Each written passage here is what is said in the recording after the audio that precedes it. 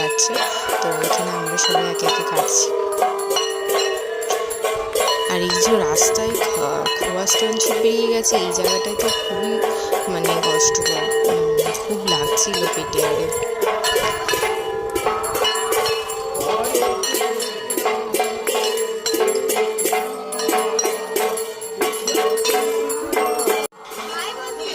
এবার আমরা কেটে কেটে স্কুলের সামনে চলে এসেছি।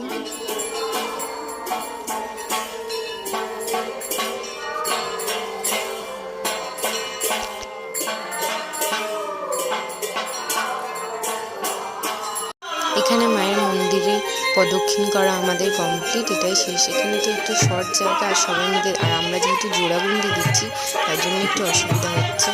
আর এখানে আমার হালাত প্রচুর খারাপ, আর ওঠার ক্ষমতাও নেই। যাই হোক, মায়ের কৃপায় আমি নির্জলা থেকে এসে পুষ্পাঞ্জলিও দিয়েছি জল না খেয়ে। ভিডিওটা ভালো লাগলে লাইক করে দিও। টাটা।